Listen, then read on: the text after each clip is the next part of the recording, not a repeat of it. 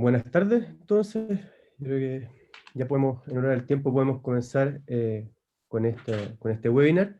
Primero les quiero dar la bienvenida a todos los que nos acompañan hoy. Esta es la primera de un ciclo de charlas que estamos organizando en el Centro de Bioética de la Universidad de los Andes.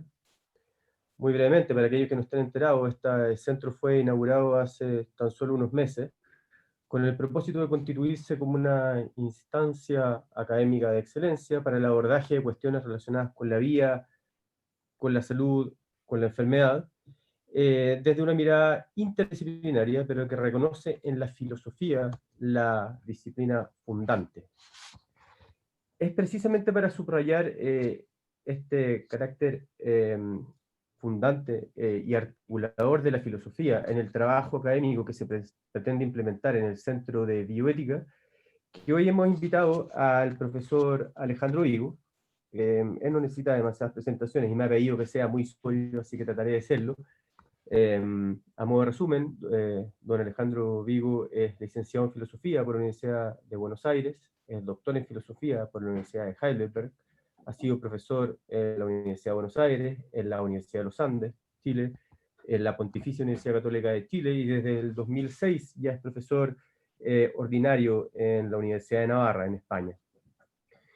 Es autor de numerosas publicaciones, también ha recibido varios premios. No me puedo extender en eso precisamente por la sobriedad que él me ha pedido explícitamente, pero ustedes pueden consultar los detalles de su currículum en internet. Aparece amplia bibliografía sobre el profesor Vigo. Hoy nos va a hablar sobre la metafísica de la vida en Aristóteles. Al final de su ponencia va a haber espacio para preguntas y para comentarios que yo, por supuesto, voy a transmitirle al profesor Vigo. Así que, sin mayor demora, le doy la palabra al profesor Vigo y le agradezco, por supuesto, su presencia y que esté con nosotros hoy día. Bueno, Juan Eduardo, querido colega Juan Eduardo Carreño, soy yo el agradecido realmente. Quiero agradecer muy sinceramente a usted y a toda la gente del Centro de Bioética de la Universidad de los Andes por esta invitación tan gentil a dar, no una conferencia, que de eso hemos hablado en el estilo clásico, sino una charla más bien breve, espero que sean unos 30 minutos o algo así, un poquito más quizá, en el marco de la presentación de este centro, ¿no? De este nuevo centro, el que le deseo y le auguro desde ya lo mejor, en una tarea que sé que es muy importante y que sé que llevarán a cabo con toda la dedicación que reclama. La verdad es que es un gusto, es un honor también estar aquí, pero sobre todo es una alegría porque tengo cantidad de gente amiga en esa universidad y en ese país, que es en realidad mi segunda casa. Así que muchísimas gracias por la invitación. Y vamos a ver si puedo cumplir con esto de no ser demasiado extenso, en Chile sería no ser latero, y voy a presentar un poquito el tema, que lamentablemente tiene un título que suena un poco pomposo, ¿no? Esto de Aristóteles y la metafísica de la vida, pero lo que quiero hacer en esta presentación es naturalmente algo bastante modesto. Quisiera ofrecer un par de reflexiones muy generales para mostrar, el objetivo sería mostrar cómo ciertos problemas que nos parecen muy nuevos y que en ciertos aspectos son nuevos, por lo menos en la forma de plantearse, tienen en realidad esos problemas una larguísima historia, porque conciernen no solo aspectos, digamos así, de contenido, referidos al conocimiento empírico y al estado de la ciencia de cada época, eso es lo que es muy variable, sino también, esto es lo menos variable, a aspectos de carácter filosófico que se vinculan también de modo muy estrecho con asuntos relativos al método, a cómo hay que abordar cada área del saber, cómo hay que abordar cada área de fenómenos, ¿no es cierto? Pienso que reparar en Aristóteles nos puede dar también algunas indicaciones respecto de lo que es interesante tener en cuenta, en este caso particular, de los fenómenos vinculados con la vida o del fenómeno de la vida en su conjunto. Entonces voy a empezar a decir algo primero sobre Aristóteles como filósofo de la vida en su contexto, en el contexto de la tradición naturalista griega, digamos así. Y déjeme partir con una constatación, digamos, diría elementalísima, ¿no? Que es que la distinción entre lo que está vivo o animado y lo que es inerte o inanimado es una distinción básica de regiones ontológicas que pertenece desde muy temprano a la cosmovisión, digamos así, que está anclada en las lenguas indoeuropeas, de las cuales el griego, el latín, el español, pero también el alemán, etcétera, son parte, ¿no?, de las lenguas indoeuropeas. Ahora, si bien esa división está anclada ya en nuestro repertorio lingüístico más ancestral, la línea divisoria entre la esfera de lo que está vivo o animado y de lo que es inerte o está inanimado no es obvia en muchos casos y no siempre fue trazada del mismo modo. Basta pensar con que hoy mismo tenemos problemas de demarcación que no están completamente resueltos en este asunto, ¿no? Por ejemplo, para estar de moda, digamos que los virus representan un caso de ese tipo, ¿no?, donde todavía se discute en qué medida pertenecen a los seres vivos o no los virus, ¿no es cierto? Problemas de demarcación de ese tipo han existido desde siempre cuando se trata del fenómeno de la vida, ¿no? Lo curioso, lo interesante, es que en la visión más arcaica que tenemos documentada en filósofos de la naturaleza del siglo VI a.C., la materia, en su conjunto, tiende a verse como animada, tiende a verse como dotada de vida. Y ese es el fenómeno que en la investigación se ha llamado, con un cultismo griego, hilozoísmo, o sea, la tendencia a ver la materia como animada. Ahora, cuando uno ve cómo se desarrolla el pensamiento filosófico griego desde el siglo VI hacia el siglo V, lo que se comprueba es que a medida que avanzamos hacia el siglo V griego, que es el siglo de la Ilustración griega, encontramos que los filósofos de la naturaleza tienden a dejar atrás, y se esfuerzan por dejar atrás, el hilozoísmo más arcaico, para dar lugar a enfoques que en algunos casos podríamos llamar incluso, en terminología actual, de corte mecanicista. O sea, pasamos de un animismo hilozoísta a un tendencial mecanicismo. Esto se ve en pensadores como pensadores presocráticos como Anaxágoras, por ejemplo, o sobre todo los pensadores de la tradición atomista, Demócrito, Leucipo.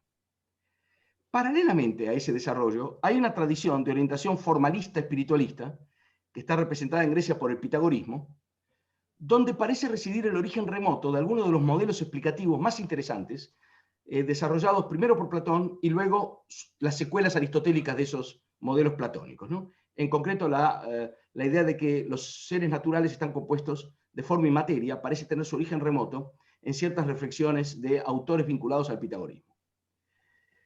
Gente como Platón y Aristóteles se ven confrontados con el desafío de hacer justicia a dos tendencias opuestas. Por un lado, el indudable poder explicativo de los enfoques mecanicistas o mecánicos. Por otro, la necesidad de no ceder ante lo que podríamos llamar el reduccionismo, que llevan incoado esos mismos enfoques. Y la necesidad de hacer presencia entonces, de hacer lugar, entonces a la presencia de una cierta dimensión de carácter formal estructural en los seres naturales, en los fenómenos naturales. Una dimensión que no puede ser explicada en términos de modelos puramente mecánicos, ni como el mero emergente de procesos de agregación dados en el nivel de la microestructura.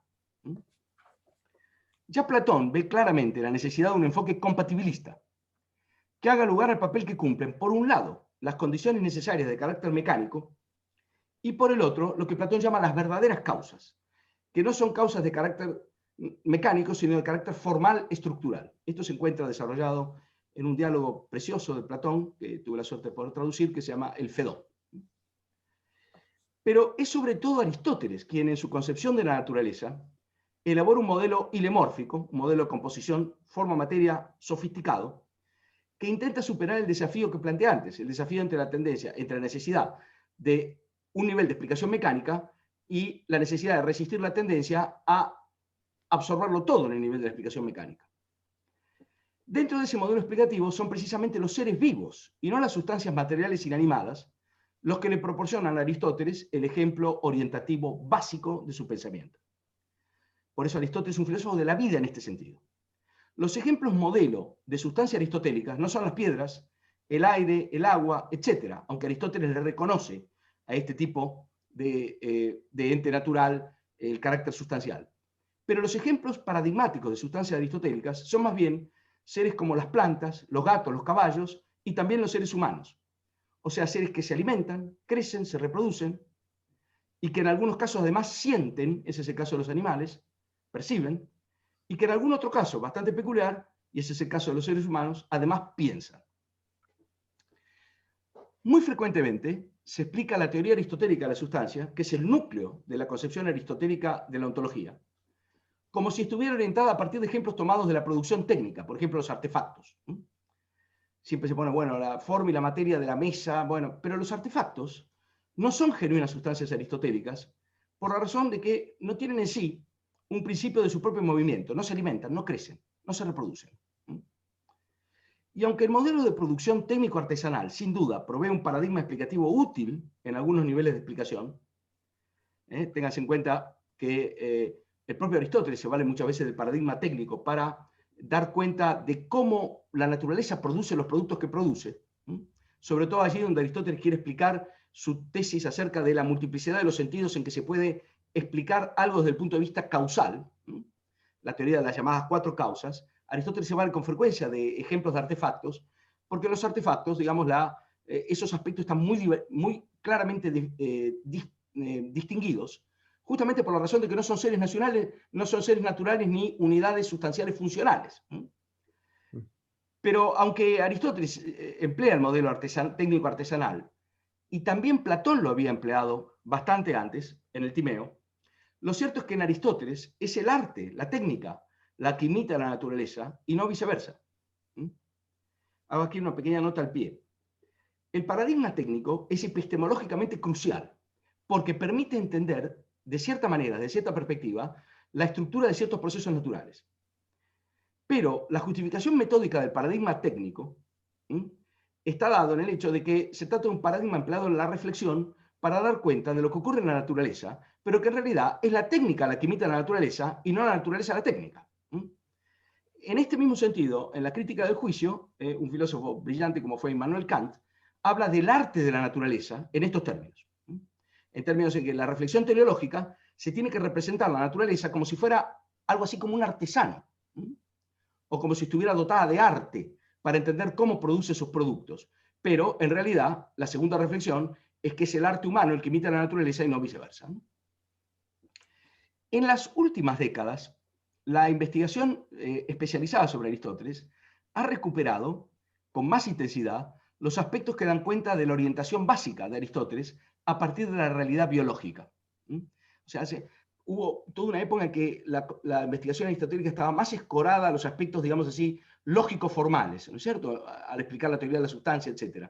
Pero hay una recuperación muy fuerte en los últimos 30 años o quizá más, del carácter, digamos, de la orientación metódica de Aristóteles a partir de la realidad biológica. Y en este sentido, la imagen de Aristóteles como un filósofo y ontólogo, es decir, un metafísico de la vida, ha sido recuperada y reforzada. Pero es que, en realidad, ya a comienzos de los años 60 del siglo pasado, la gran estudiosa de Aristóteles y una estupenda filósofa de la biología, Marjorie Green, había puesto el acento sobre este rasgo definitorio del pensamiento de Aristóteles en un libro precioso, que recomiendo a todos los que quieran iniciarse en la lectura de Aristóteles, que combina admirablemente el carácter introductorio con la lucidez filosófica. El libro se llama A Portrait of Aristotle, un retrato de Aristóteles, y recomiendo especialmente a los que tengan interés el capítulo dedicado a la filosofía natural, que lleva el título Second Philosophy, el capítulo 4. ¿Por qué para Aristóteles la realidad viviente es el ejemplo orientativo básico de la teoría ontológica? Bueno, sobre eso te podría dar una explicación larguísima, ¿no?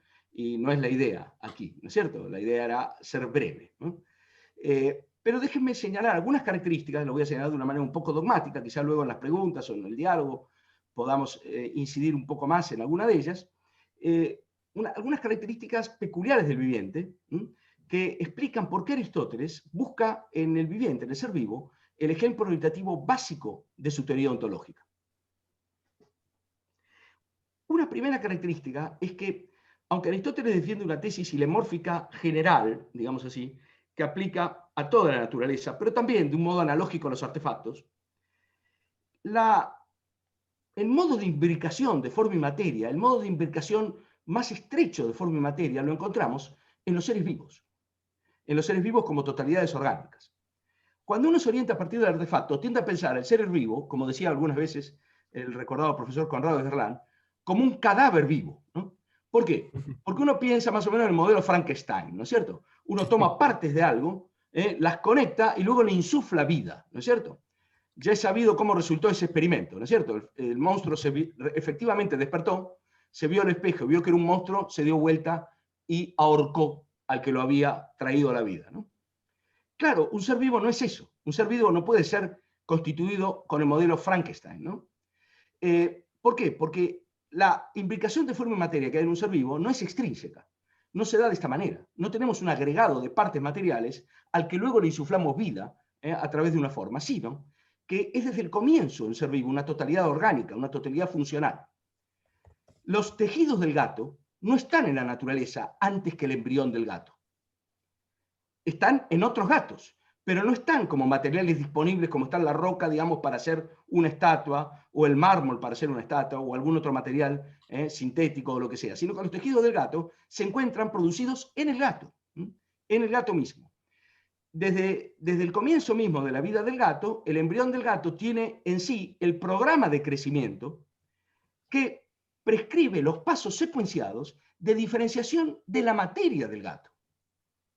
De tal manera que el proceso de diferenciación de la materia y de diferenciación y de división del trabajo entre los elementos orgánicos, los órganos ahora, del viviente, es un proceso que va presidido por la forma del viviente y es un proceso que se desarrolla al interior del viviente en la vida del viviente. Es parte del vivir ese proceso de diferenciación, por lo menos de la etapa, digamos que desde la generación hasta el crecimiento, ¿no es cierto? Hasta la madurez. Este tipo de imbricación de forma y materia, como totalidad orgánica, no se da fuera de los seres vivos. Y por lo mismo, ningún otro ser de la naturaleza, aunque sea compuesto de forma y materia, presenta el tipo de unidad funcional que presentan los seres vivos, un tipo de unidad funcional que no puede ser comprendida en términos de mero agregado, que es lo que nos facilitan los modelos de explicación mecánica. Cuando nosotros explicamos en términos mecánicos, lo que tenemos que explicar es en términos de agregación y separación. Pero aquí tenemos un tipo de unidad funcional que no puede ser explicada en términos de meros agregados. Lo mismo ocurre con la diferenciación de las partes y la división del trabajo. No encontramos en la naturaleza ojos independientemente de seres que pueden ver. No encontramos en la naturaleza manos divididas de seres que tienen manos. Cuando Aristóteles trata de una mano cortada, sería una mano solamente por analogía, de manera homónima, por equivocidad. Pero una mano es una mano que funciona dentro de una totalidad orgánica. Entonces, estas son algunas de las características de fondo que llevan a que Aristóteles vea en el ser vivo un tipo de unidad sustancial que no se da con esa, digamos, con esa nitidez en ningún otro compuesto de forma y materia. Pero además, el ser vivo se caracteriza por su interacción con el entorno. Es capaz de un tipo de interacción con el entorno que no se da en ningún otro tipo de ser natural. Esa interacción con el entorno es peculiarísima, porque si bien todos los seres naturales están rodeados de un entorno e interactúan causalmente con el entorno, una piedra está sujeta a que el sol la caliente, y una piedra puede caer sobre otra cosa y producir un impacto, ese tipo de interacción con el entorno es puramente externa. Es decir, la piedra no se entera de eso, ni esa interacción con el entorno le sirve para hacer algo ella con esa interacción. En cambio, el ser vivo vuelve sobre sí desde el entorno. Ya en los fenómenos más elementales, como la alimentación es un modo de tratar con el entorno que le permite al ser vivo volver a sí mismo y producirse a sí mismo sobre la base de la relación con otra cosa. Incorporar alimento es un modo de volver sobre sí a través de la relación con el entorno.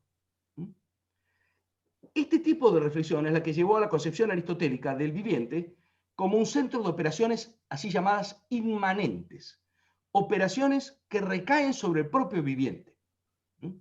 Ese tipo de estructura de reflexividad no consciente no la encontramos en ningún nivel del mecanismo de la naturaleza. Aquí el filósofo que más justicia le ha hecho a Aristóteles en este aspecto, a mi modo de ver, ha sido Hegel.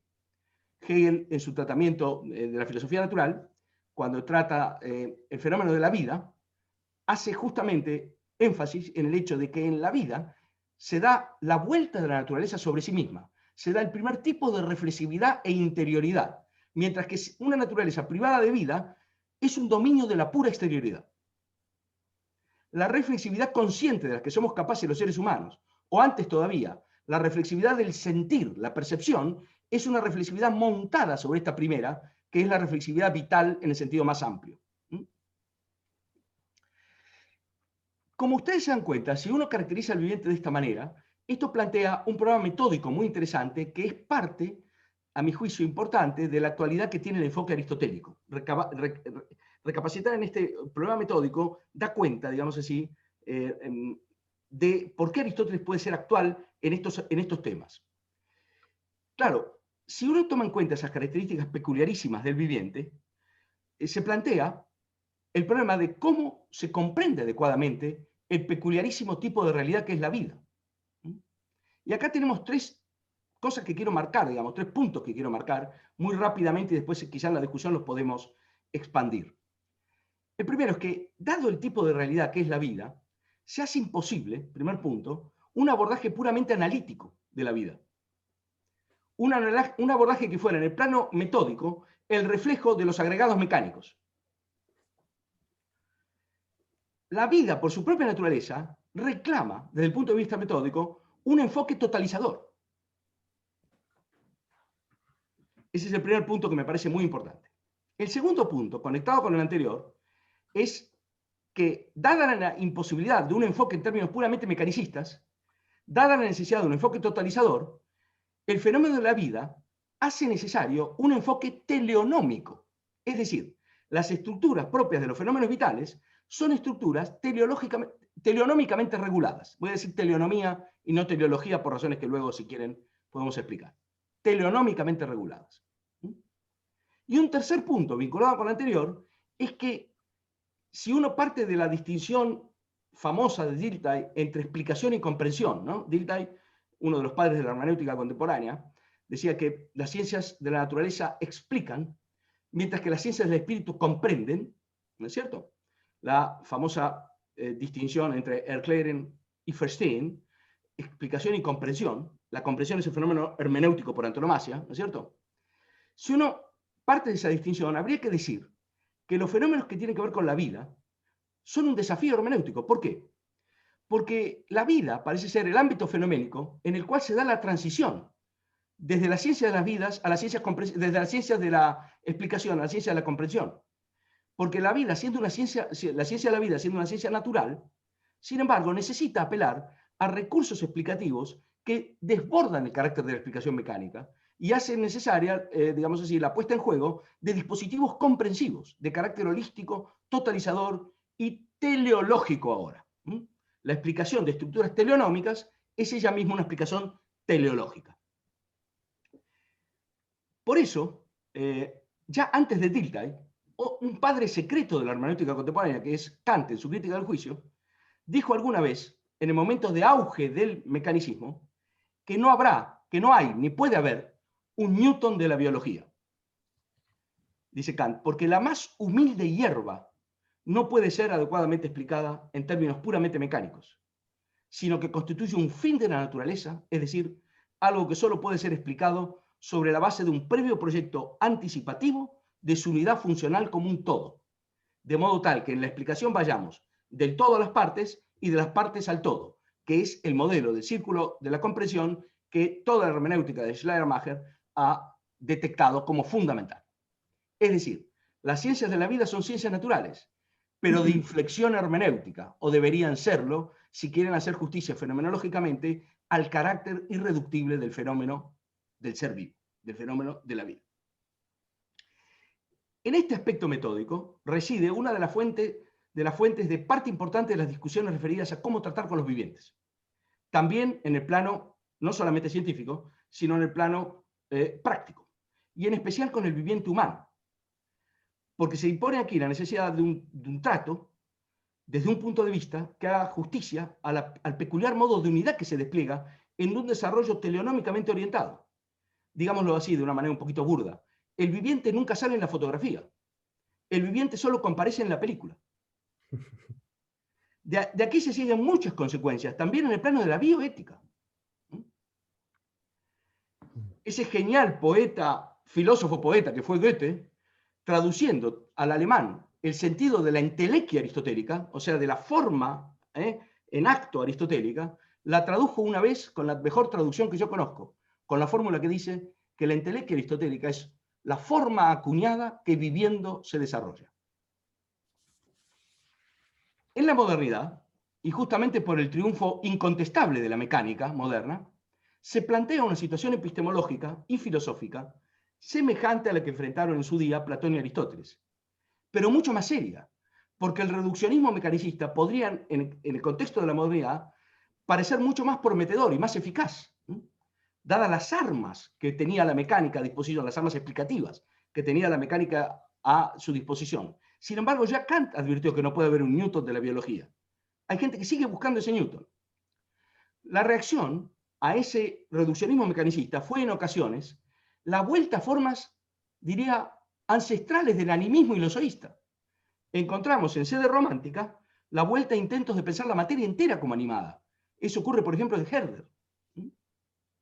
Pero la vía media se halló en este contexto moderno, igual que en el caso de Platón y Aristóteles, en los enfoques compatibilistas, que intentan combinar un nivel de explicación mecánica y un nivel de comprensión teleonómica. Eso ocurre, cada uno a su modo, en autores tan diversos como Kant, Schelling y Hegel.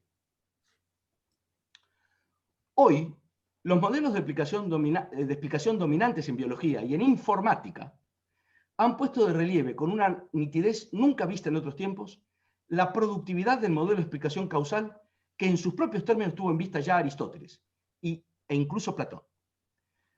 Aristóteles piensa la causalidad no en términos de transmisión de impulso, como es la causalidad, digamos, típica, el modelo causal típico de la mecánica, ¿no es cierto? Una bola de billar que golpea en otra. Sino que Aristóteles piensa la causalidad, sobre todo en atención a los vivientes, como transmisión de forma, o sea, como información. Los modelos de explicación causal en sede biológica hoy y en sede de inteligencia artificial y de informática son modelos en los cuales hay un soporte material, pero lo que se transmite no es un impulso a través del soporte, sino información, forma. Esos modelos de explicación son muy afines en su orientación a los que tuvo en vista con sus propios medios, que eran muy precarios desde el punto de vista observacional, Aristóteles, y también de alguna forma Platón antes. Estamos, pues, en mejor situación que nunca para hacer lugar en las ciencias de la vida y en la reflexión filosófica que las acompaña, o debería acompañarlas, al elemento irreductible de carácter comprensivo, que la misma naturaleza del fenómeno reclama poner en juego. De modo que creo que no tenemos excusa para recaer en ninguna forma de reduccionismo de tipo que sea, mucho menos mecanicista. Ninguna excusa, claro está, salvo la ceguera ideológica, que como se sabe es una de las peores excusas que se puede imaginar. Muchas gracias. Muchas gracias, profesor Vigo. Interesantísima la charla. Como usted bien prometió, abrió una serie de claves interpretativas muy interesantes. Yo mismo tengo varias preguntas porque me interesa esto, pero por supuesto no puedo acaparar no puedo acaparar las preguntas, así que voy a transmitirle. La señorita Marlene Guiguren pregunta, ¿cómo se llamaba la autora que citaba del libro El retrato de Aristóteles? Si Se no me llama equivoco es Marjorie Marjorie Green, Greene, Greene. G-R-E-N-E. Sí. Es un libro precioso que se reimprime siempre porque es un clásico en la investigación aristotélica, pero es un clásico de ese tipo de libros que tiene una visión filosófica por detrás, ¿no? No el típico libro de investigación que a alguien que no está en la discusión especializada no le interesa, ¿no es cierto? Eso es un libro que les recomiendo de todo corazón a los que están en este área más biofilosófica, digamos así. Perfecto, muchas gracias. También nos preguntan aquí, ¿el transhumanismo sería un nuevo Newton de la biología? Pregunta la profesora Cecilia McIntyre. Bueno, qué gran pregunta, pero sí, yo estoy ahora aquí son estas cosas que a uno lo ponen en aprietos constantemente. Yo estoy aquí en un think tank aquí en España que están leyendo el libro de Harari sobre el transhumanismo. Mm. Les quiero confesar que pocas veces en mi vida he leído un libro con más cantidad de errores categoriales y de profecías absolutamente. De acá a 7 o 10 años, la mayor parte de las profecías de ese libro serán vistas como realmente cosas.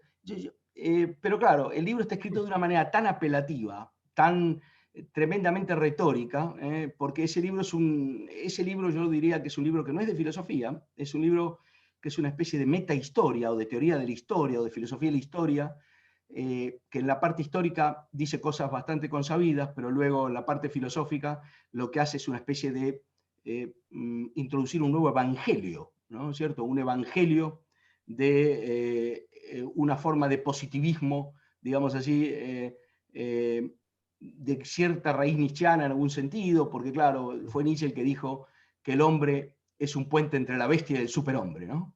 Y aquí tenemos que el hombre también es un puente a ser dejado atrás en el tránsito.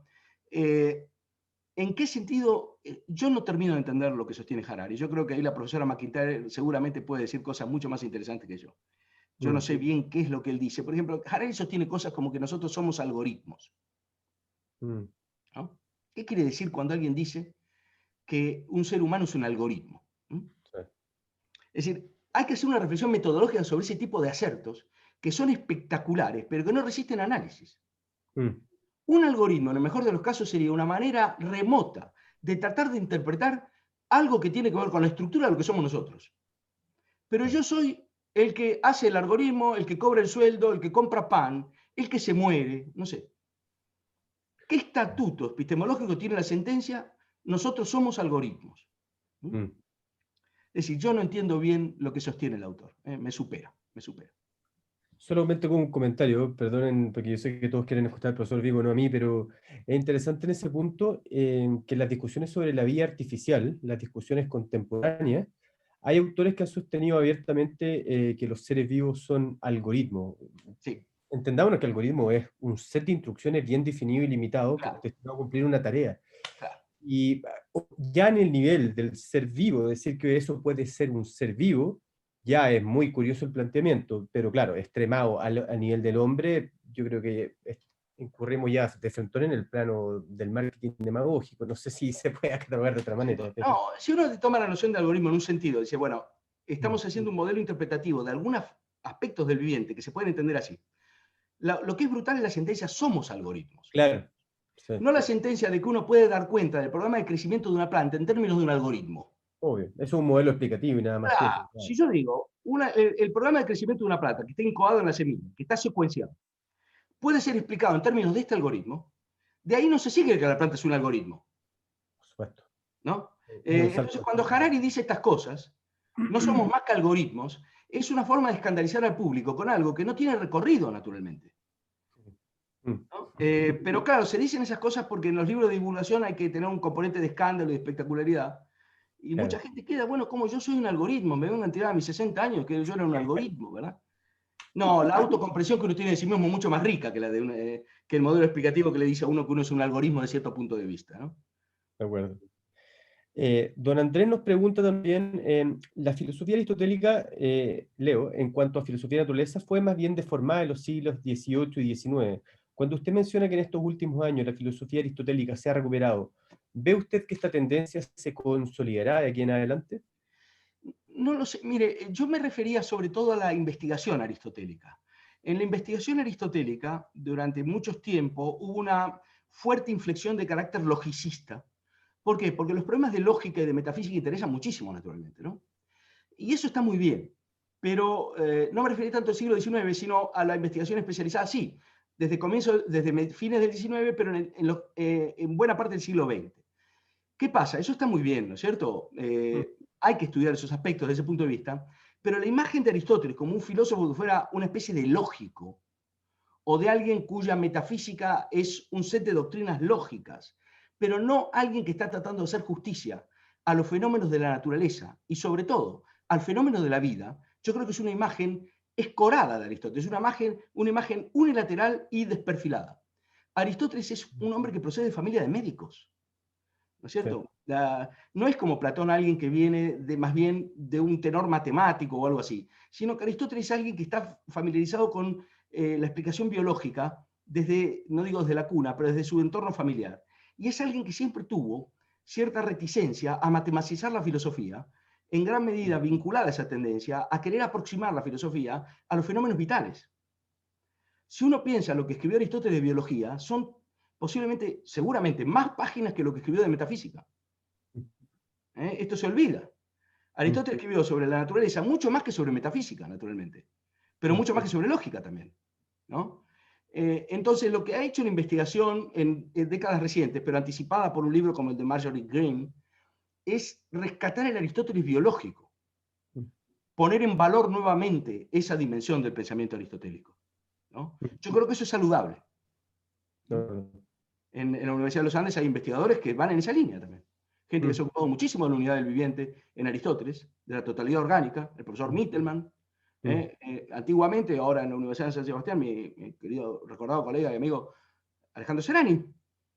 Es decir, ese tipo de enfoque, después se puede discutir entre especialistas, siempre va a haber discusión, pero digamos así que equilibra la balanza respecto de una cierta situación de escoramiento hacia el logicismo en las décadas previas a la investigación. ¿Qué va a pasar en el futuro? No lo sé bien, pero no es casual que cuando la ciencia biológica pasa a ocupar el centro de la atención epistemológica, como ocurre en la época contemporánea, sea rescatado el Aristóteles biológico. Porque cada época se busca su Aristóteles, digámoslo así, ¿no? Entonces, claro, y como Aristóteles es un clásico porque da para todas las épocas, porque es capaz de interpelar y responder a las preguntas de todas las épocas, entonces el Aristóteles actual es más biológico porque la época actual es una época en la cual la mecánica ha dejado paso a la ciencia de la información y a la biología, que tienen rasgos comunes en su modelo explicativo, ¿no? Pero en fin. Muy interesante. Solo como un comentario, es interesante que la biología ya desde, yo diría que las dos últimas décadas del siglo XX, sobre todo hay una corriente que podría llamarse de compensación al enfoque analítico reduccionista clásico de la biología molecular, que no tiene nada de malo como una aproximación, pero intenta compensarlo, la famosa biología sistémica, se le llama biología teórica, biomatemática, y en la que se ven, por lo menos uno revisa los autores, a veces no con toda la formalidad, no citando el de Ánima Aristóteles, pero uno ve cómo están implícitas ciertas ideas poderosas que vienen probablemente que en último término tienen una raigambre aristotélica, y eso es interesante, eso está en biología. Bueno, en Chile ha habido gente que ha hecho esos intentos, naturalmente, gente además muy influyente, pero a veces uno nota que hay un cierto recato excesivo, por no decir un intento de no incurrir en lo imperdonable que sería de hablar de explicación teleonómica o explicación teleológica, o de tratar de decir que los vivientes son artefactos, como algún famoso biólogo chileno en algún...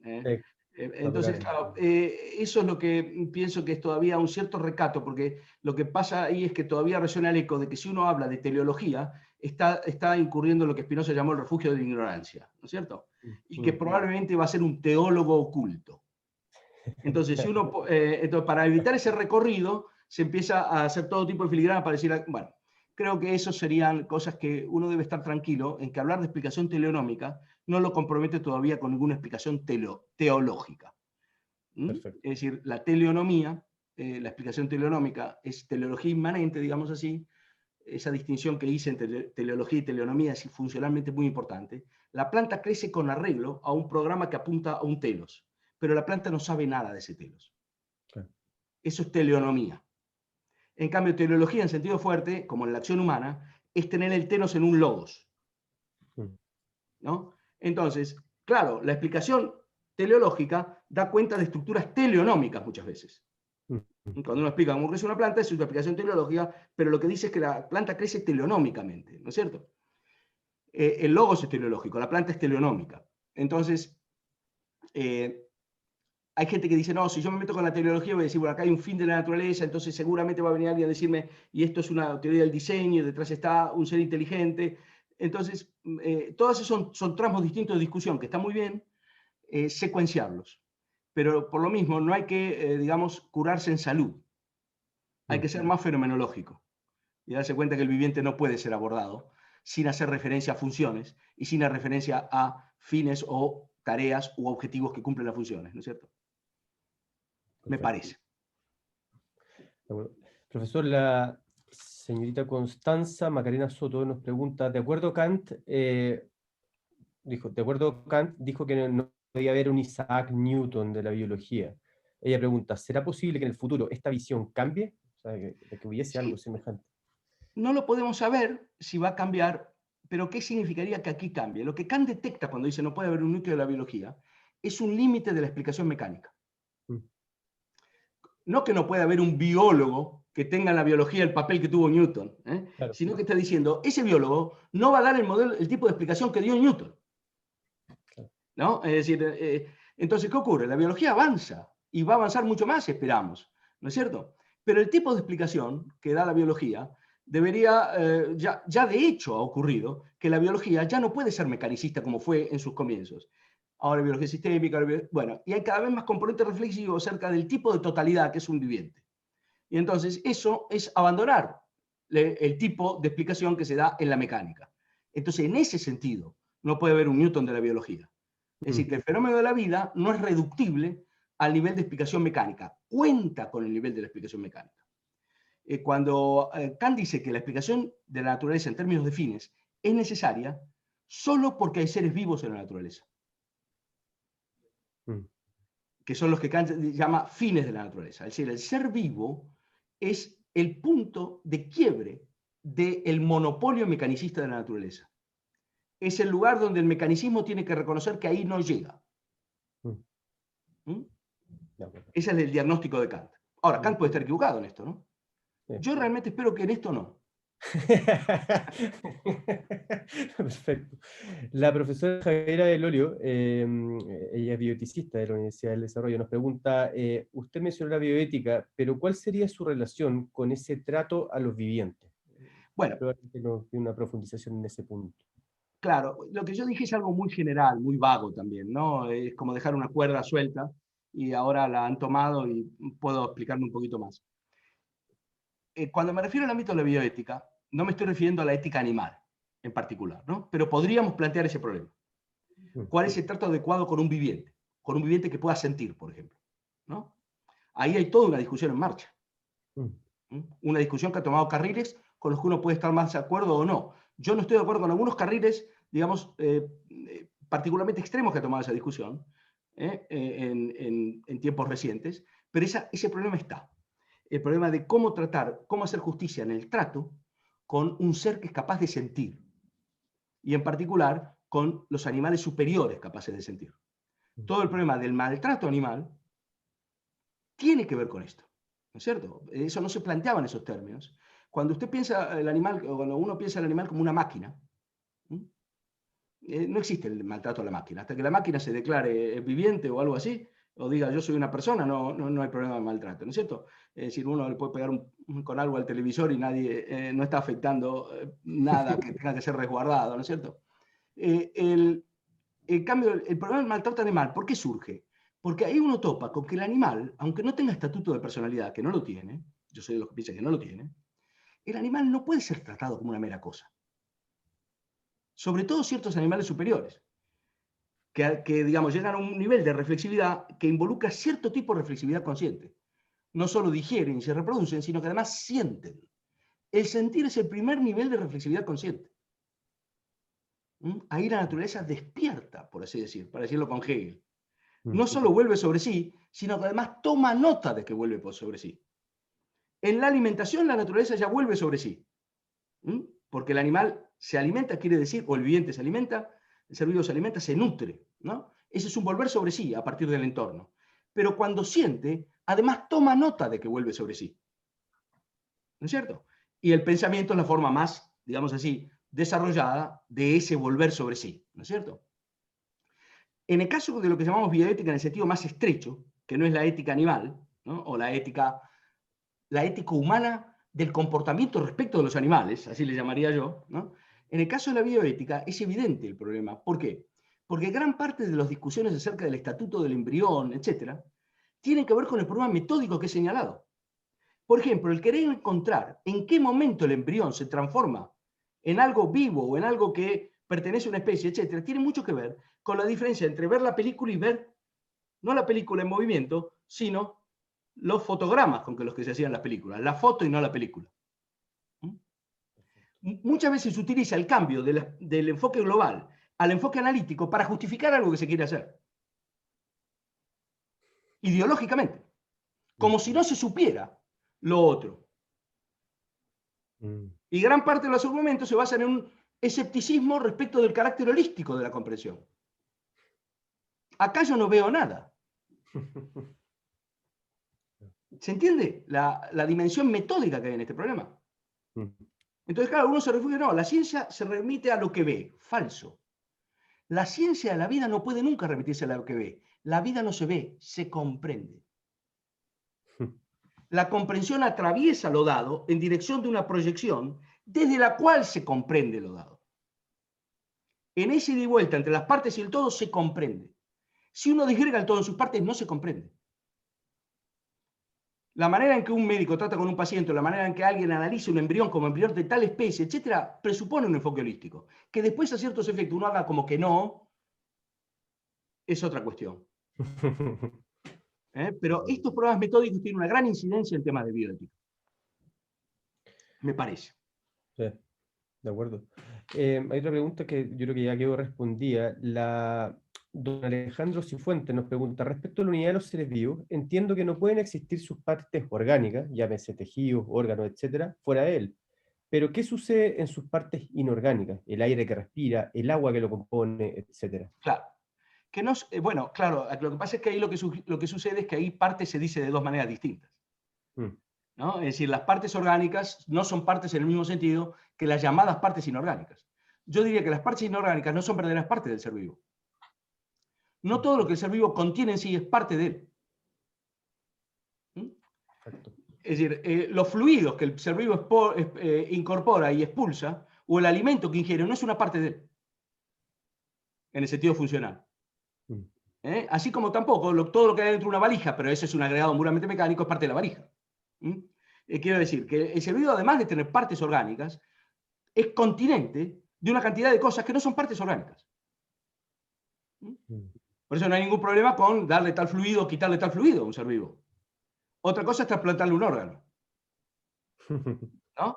Entonces, quiero decir que ahí tenemos que hacer una diferenciación muy nítida que usted la hace, la persona que hace la pregunta, la hace cuando distingue entre partes orgánicas o inorgánicas.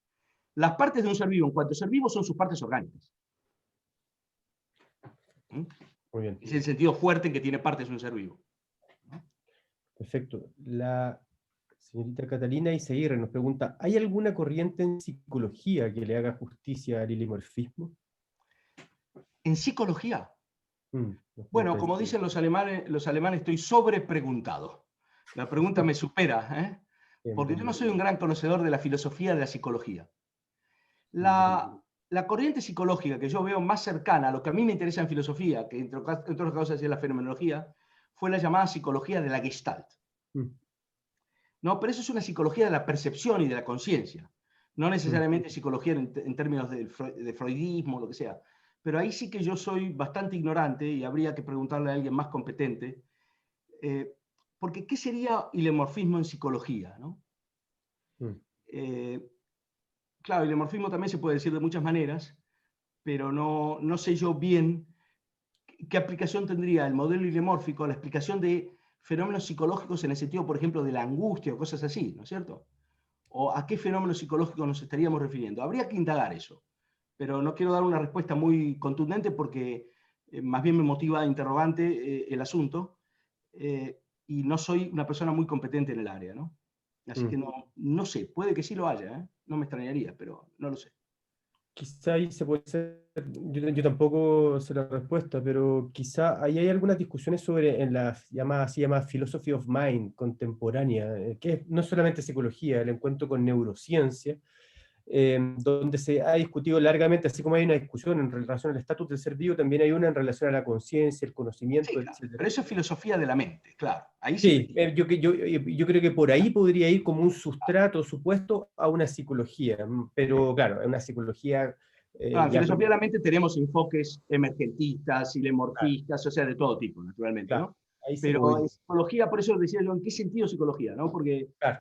ahora en Philosophy of Mind, sí, sin duda, claro, ahí estoy de acuerdo, claro, ahí tenemos otro tipo de problemas, digamos, si la mente es una emergencia del cerebro o no, cuál es la relación entre mente y cerebro. Aquí en Navarra hay un profesor que tiene un proyecto muy grande sobre eso, mente y cerebro. Hay libros ya de la época de Popper y Eccles que discutían esta cuestión. Ese es un problema particular del problema general, digamos así, de cómo se relacionan las funciones vitales con el órgano que las posibilitan. ¿No? Pero en el caso de la mente, con el agravante de que la mente parece estar mucho más vinculada, no quiero decir que es la sede, pero parece estar mucho más vinculada con la identidad personal, con la conciencia. Entonces, el problema habitual que hay entre la función y el órgano aquí se agrava porque acá tenemos un órgano con una función que está vinculada con la identidad. y con la conciencia. Mm. Por eso es que eso adquiere un relieve filosófico mucho mayor. Pero también ahí hay mucha gente muy especializada que sabe mucho más que lo que yo puedo decir aquí, ¿no? Que es bastante precario. Perfecto. Don Alejandro, el profesor Jorge Peña, usted lo conoce mejor que No, yo, un poquito lo conozco. decano de la Facultad de Humanidades, nos pregunta ¿por qué utiliza la palabra teleonomía en vez de teleología? ¿Se Sí. trata de una concesión a Jacques Monod y su libro El azar y la necesidad? No, no, de Monod yo no soy un gran lector. Querido Jorge, un saludo. De Monod yo no soy un gran lector, yo sé que tú sí, pero no, la uso en esta distinción. Por ejemplo, la distinción está en la física de Aristóteles, en el libro 2, capítulo 8. Cuando Aristóteles compara la forma en que está la forma en el arte y la forma en que está la forma en la naturaleza. Por ejemplo, la planta transmite la forma a través de la semilla, pero esa forma no es tenida en un logos, no es tenida en un pensamiento, es tenida en la semilla. Y la transmisión no presupone funciones del pensamiento. Entonces una semilla, el árbol genera semilla y ahí transmite su forma. Y eso es teleonomía, ¿no? O sea, una estructura teleológica, pero sin logos. En cambio, la teleología es más específica digamos, de la actividad humana en general, ¿no es cierto? Entonces, por ejemplo, cuando el hombre crea una estatua, cuando el hombre en su propia praxis tiene objetivos en vista, pero los tiene en un logos. Y a eso se le llama más estrictamente teleología. Un logos que se refiere a un telos.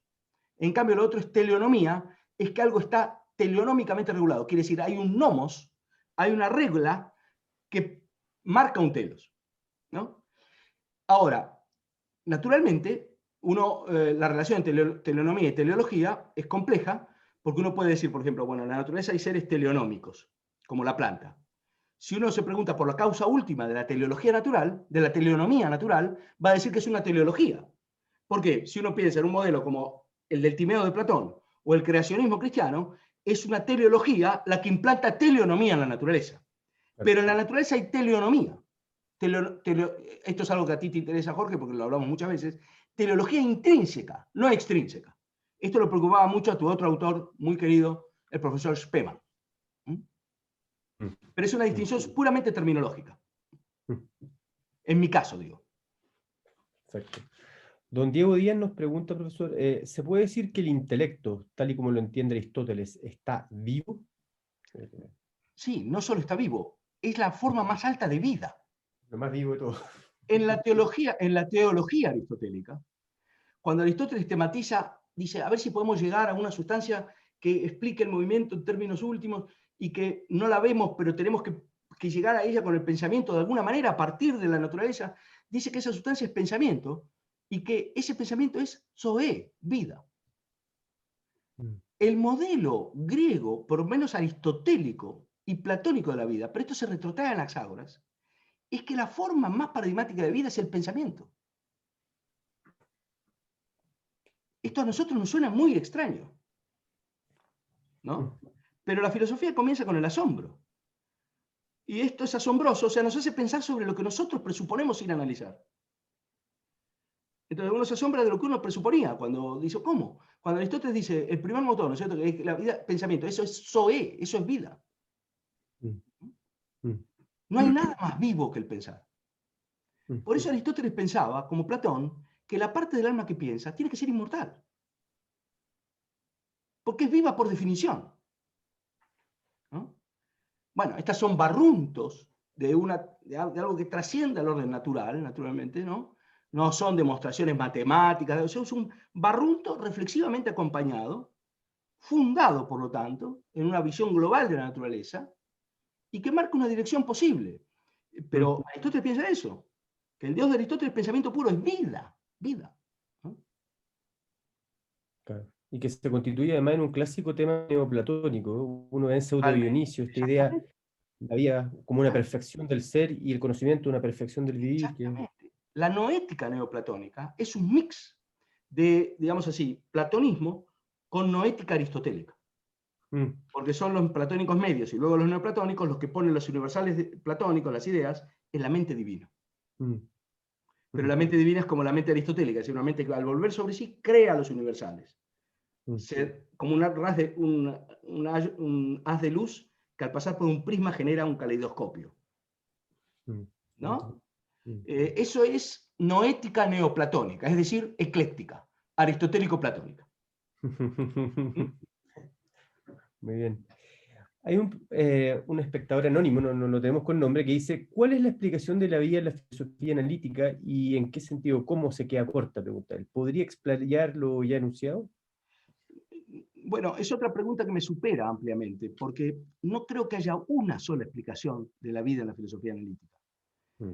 La filosofía analítica surgió como un programa muy reduccionista, pero se superó a sí misma en todas las direcciones.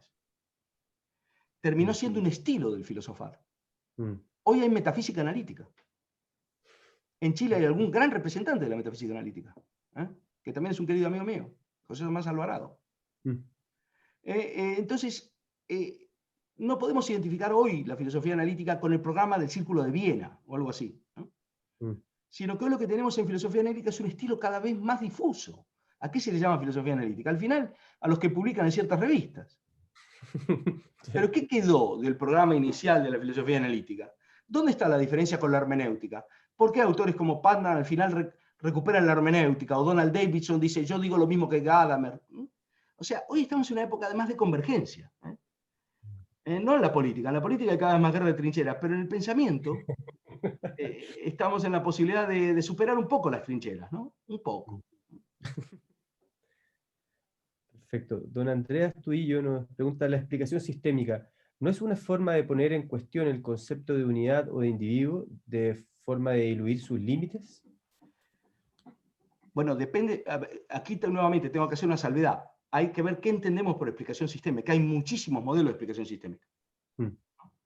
Una cosa es, por ejemplo, el modelo sociológico, en el cual la sociedad es vista como un sistema y el individuo es visto como un punto nodal en una red, y eso puede tener el peligro de traer consigo el diluir cierta difusión o dilución del carácter sustancial de los individuos humanos.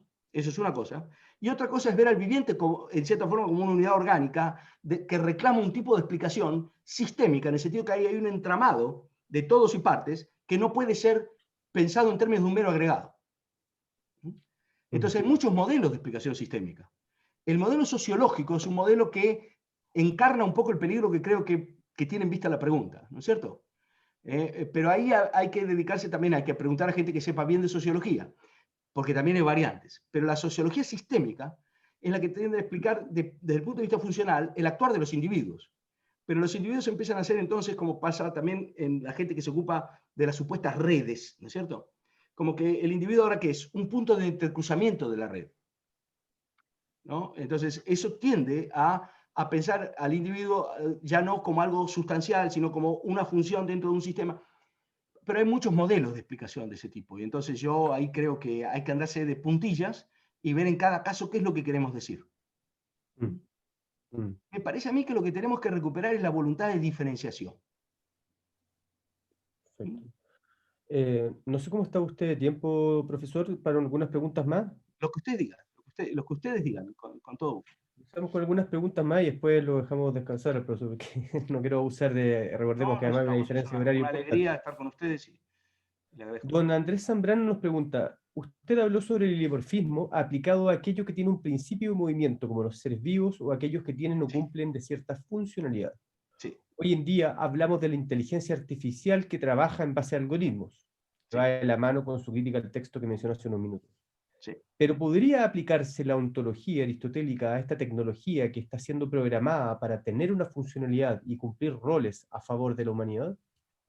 Bueno, a favor o en contra de la humanidad está por verse, pero quiero decir que cualquier tecnología, siempre que uno impulsa esos programas, los impulsa como a favor de la humanidad, pero como se sabe, cualquier tecnología puede ser usada de una manera o de la contraria, ¿no? Entonces, eso dejémoslo de lado porque es el problema ético. El problema ontológico que habría aquí es, hasta donde yo alcanzo a ver, el siguiente. El modelo aristotélico de forma y materia es sobre todo para explicar la constitución de objetos sustanciales. Entonces, ¿qué ocurre? Aristóteles no trata todo como compuesto de forma y materia, sino los objetos sustanciales, ¿no es cierto? Es decir, un árbol, por ejemplo, es algo compuesto de forma y materia, ¿no? Un gato es algo compuesto de forma y materia, es una totalidad orgánica. Analógicamente, los artefactos son explicados de esa manera sin ser objetos sustanciales. Aristóteles no piensa que los artefactos son genuinas sustancias, ¿no es cierto? Sobre esto hay libros muy buenos, ¿no? Hay uno de Errol Katayama, de los años 90, se llama Aristotle on Artifacts, donde muestra por qué, desde el punto de vista aristotélico, los artefactos no cuentan como sustancias. Aristóteles tiene muchos pasajes sobre eso, algunos muy peculiares. Por ejemplo, dice, si usted tiene una cama, ¿no es cierto?, un lecho que está hecho de madera, y lo planta, si crece algo, va a crecer el árbol de que está hecho el lecho, pero no crecen lechos. O sea, ese tipo de artefacto que Aristóteles tiene en vista no tiene la capacidad reproductiva, ni de crecimiento, etcétera, que tienen los animales que Aristóteles tiene en vista. Es cierto que rápidamente el esquema forma y materia, ya en la escolástica y también en la modernidad, se empezó a aplicar de manera analógica, cada vez con mayor amplitud, a punto tal que Kant piensa que el esquema forma y materia es el par de conceptos de reflexión más amplios que hay, más importante que hay. Entonces se puede hablar de distinción forma y materia casi en todos los ámbitos, no solo respecto de objetos sustanciales. Si uno hace un uso analógico de este tipo, de la noción de forma y materia, uno podría interpretar las relaciones, por ejemplo, entre software y hardware, o entre el soporte físico y la información en términos hilemórficos, naturalmente. De hecho, eso es lo que se hace en muchos modelos de información hoy día, y también en modelos de biología celular. Que hay un soporte material, pero lo que se transmite es la estructura formal, que incluso puede ser geométrica, transmitida a través del soporte. Eso tiene un origen en el pitagorismo, un origen remoto en el pitagorismo, ¿no? Entonces, no se necesita ser un aristotelista ortodoxo para llevar a cabo este tipo de explicaciones. Ni creo yo que haya que justificar la inteligencia artificial diciendo que es aristotélica.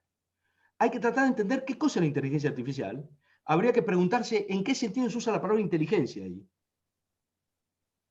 Yo tengo mis graves dudas de que el uso de la noción de inteligencia ahí no sea más que una metáfora. Yo también la tengo. Pero esa es la discusión. Y no importa ahora si esto lo podemos hacer, desde mi punto de vista, no importa tanto si esto es compatible con la teoría aristotélica de la sustancia, porque todo lo que se está discutiendo ahí no es la composición de sustancias. Lo que se tiene en vista ahí es otra cosa. No es cómo está compuesta una sustancia como el gato. Entonces, en ese ámbito de explicación, nosotros podemos hacer un uso analógico de ciertos conceptos de reflexión, pero tenemos siempre que tener la visión crítica de hasta dónde la analogía no termina falseando lo que queremos explicar. O no termina falseando el instrumento con el que queremos explicar, ¿no? Por lo tanto, hay que andarse con cuidados ahí, ¿no? Hay que tener cautela metódica. Esto es todo lo que yo podría decir, y creo que hay un campo enorme para estudiar ahí, acerca de con qué estamos confrontados cuando hablamos de inteligencia artificial.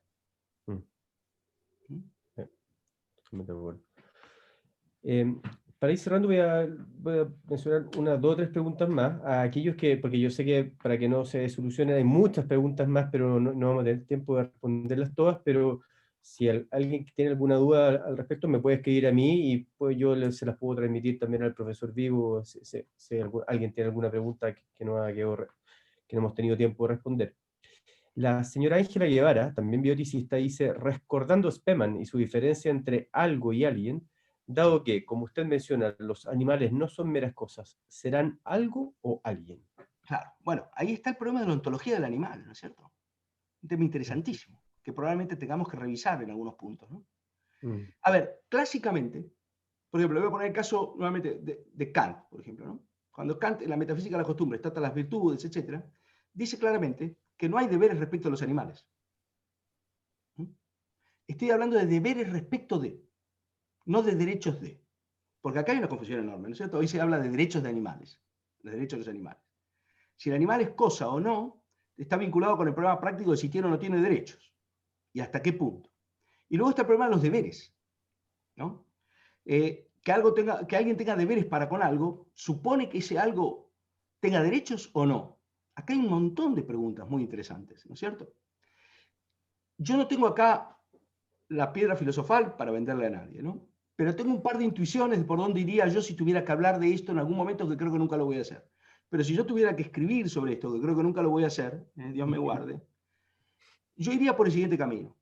Yo no soy de los que piensan que inflar la noción de derechos la favorece. Pienso que la perjudica. Porque los fenómenos de inflación tienen como reverso la pérdida de valor. Eso no lo sabe nadie mejor que alguien que haya nacido en Buenos Aires. Entonces, no ganamos mucho atribuyéndole derechos a los animales.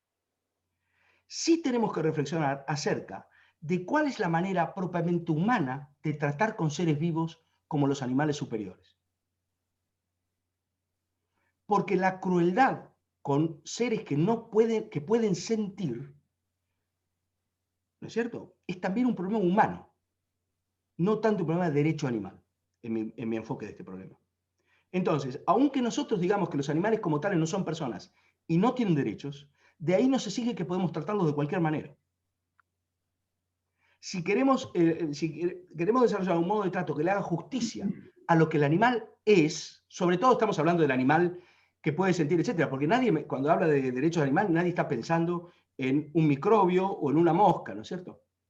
Estamos hablando de qué se hace con las vacas cuando se las mata, qué se hace con las vacas cuando se las tiene para llevar al matadero, qué se hace. Si el punto es ese, o esos problemas que están vinculados con esa escala macro, la pregunta que a mí me parece interesante aquí no es tanto si hay derechos de los animales, ¿no? A mi juicio los animales no pueden tener derechos porque no pueden tener obligaciones. Pero los que tienen obligaciones, porque tienen derechos, como nosotros, tenemos derechos y obligaciones, eventualmente pueden tener obligaciones para con seres que no tienen derechos, ¿no? Y este es un enfoque que yo creo que habría que desplegar.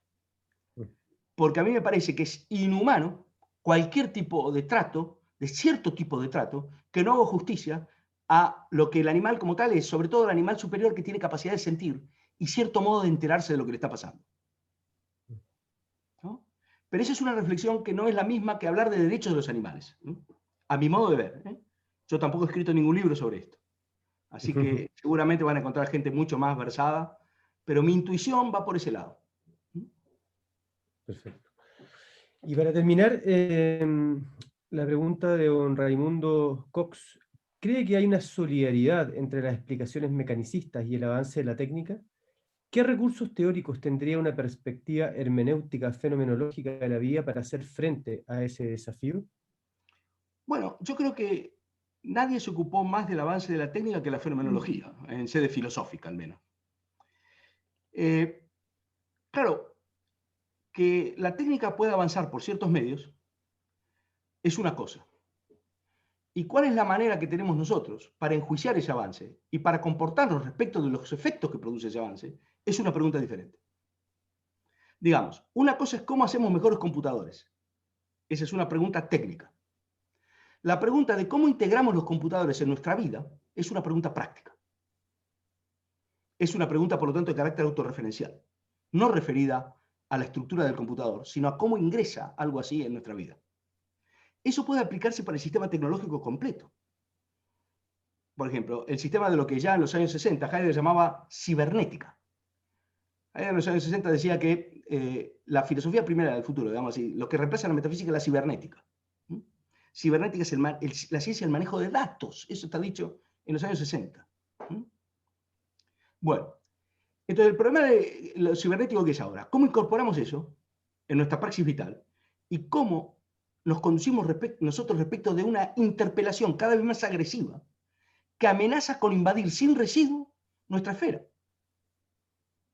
De tal manera de sí convertirnos en un punto nodal en una red. De tal manera que el enfoque sistémico no es verdadero porque describa lo que ocurre, sino porque produce su propia verdad. Sobre esto tenemos que reflexionar, yo creo. Estamos en una época en que los desafíos de este tipo son monumentales. Voy a decir algo anecdótico, pero un poco duro. Acaba de salir un estudio, y lo habrán visto porque se publicó en la prensa, sobre los nativos informáticos. Un estudio de un estudioso francés, y yo conozco otro alemán, que está traducido al español. En alemán se llama Demencia Digital. Lo que muestra ese estudio francés es que los nativos informáticos tienen grandes probabilidades de ser la primera generación menos inteligente que sus padres. Yo veo un problema colosal desde el punto de vista pedagógico con la dependencia de los alumnos de los artefactos y del teléfono en particular. ¿Hemos reflexionado cómo incorporar esa cosa en nuestra vida? ¿O nos han invadido simplemente? ¿O la reflexión la hemos dejado en manos de las agencias de marketing? Porque no es trivial comprar un teléfono a un chico de 8 años. No es una decisión cualquiera. No estoy diciendo nada que no haya que hacerlo ni que haya que hacerlo. Yo no tengo teléfono, yo. Imagínense un chico de 8 años, pero no estoy en contra de los teléfonos tampoco. Digo, la necesidad de reflexionar sobre esto es acuciante.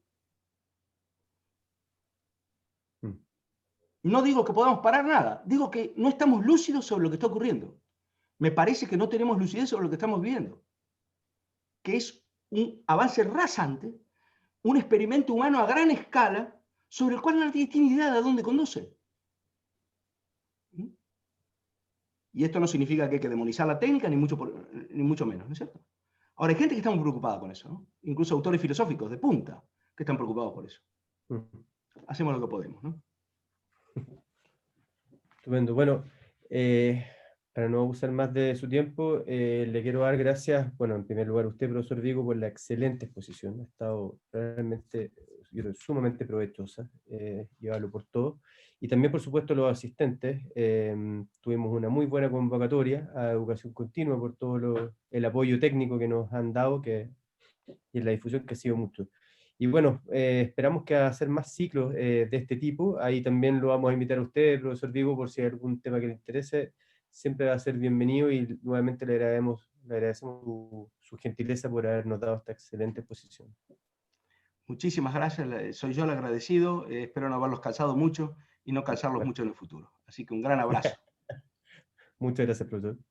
Hasta pronto. Hasta pronto.